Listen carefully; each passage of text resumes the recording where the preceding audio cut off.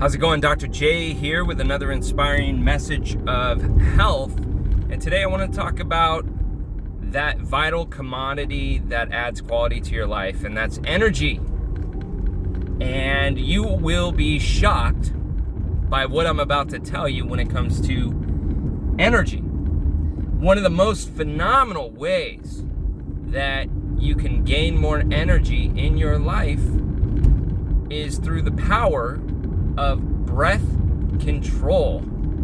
In chapter 8 of my book called Motion is Life, I talk about nose breathing and the power of breathing light instead of heavy. Makes a significant difference. So first and foremost, when it comes to energy, you have to understand that breathing is important. Overbreathers actually have less energy.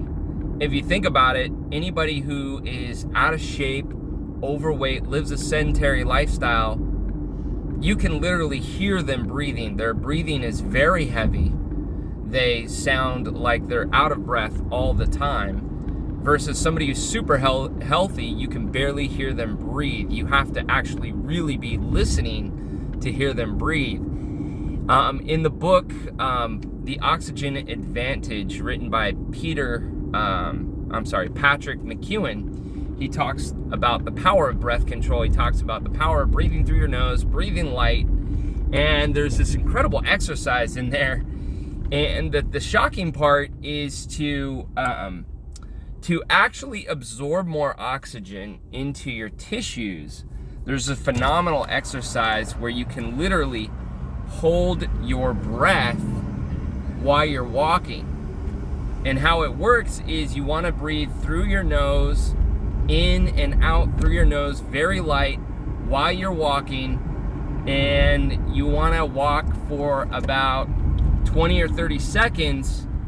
And then what you want to do is you want to hold your breath for a minimum of like 10 to 15 seconds. You count out your paces. So see how many paces you can go before you feel a medium tolerable need for air. So medium or heavy need for air.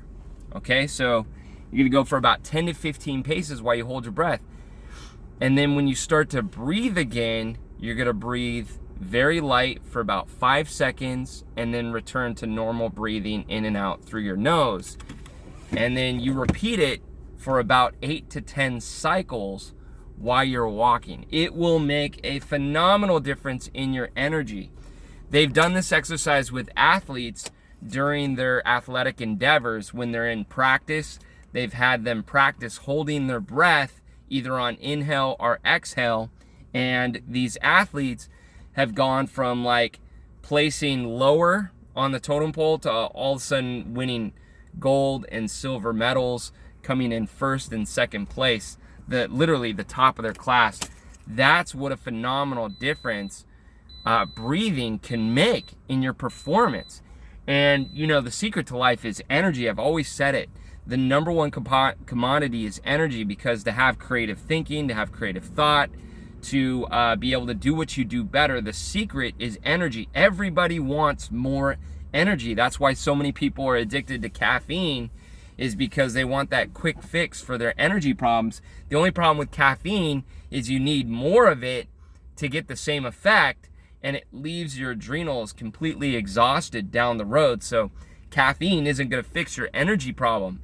The number one thing you need to do, which doesn't cost you anything, is control your breathing. Breathe less, breathe right.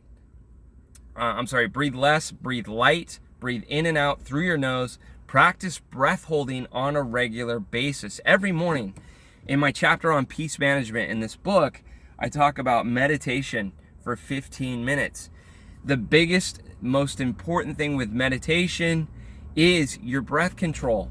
So practice breathing in and out through your nose very light, and then while you're walking, practice this breath hold exercise. Now, I started doing the breath hold exercise on the treadmill, which is extremely hard to do because your heart is racing, your body's desperate for oxygen, That's why your respiratory rate goes way up, right? And your metabolism goes way up because you're increasing your blood flow through your body. So I started practicing this breath hold exercise, and you're supposed to hold your breath when you after you exhale.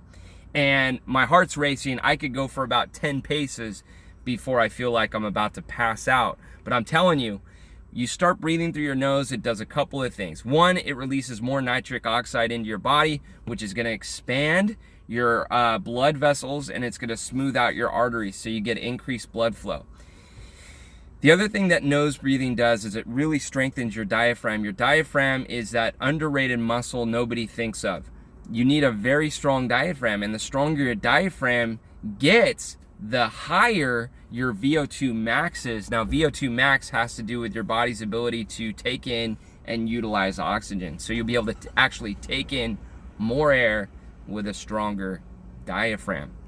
The other thing that nose breathing does is it actually warms the air as it comes in, and it slows down the amount of air you can breathe in, which is part of the reason why it strengthens your diaphragm. But, you know, all in all, your CO2 levels go up, and in the presence of CO2, your red blood cells will release oxygen into your tissues. So it's not about how much oxygen you take in, it's about how much your body can absorb. Very similar to water consumption. When it comes to water consumption, it's not about how much water you drink, it's are you actually hydrating your body? At the end of the day, is your body absorbing the water that you're drinking? And that has to do with big time quality of the water that you're drinking, okay? So nitric oxide release with nose breathing. Breath holding, what it does is it actually stimulates your spleen to release more red blood cells into your bloodstream, because your body's like has to do more with less because there's less oxygen. Your body's gonna want to produce more red blood cells, so your spleen actually contracts like a muscle, and it releases red blood cells into your bloodstream. Okay, and that's huge. So you get more red blood cells. So it's similar to high altitude training. The other thing it's going to do is cause your bone marrow, your kidneys are going to release a hormone called erythropoietin, or EPO, and that causes the red blood cells to mature in the bone marrow. So all very, very cool stuff. So if you want to have more energy, you got to focus on your breath control. You got to hold your breath, okay? And sorry if I'm sweating like crazy right now, it's because I did a workout earlier. So, all right, this is Dr. J. Hope this message finds you well, but if you want more energy, focus on your breath control. God bless.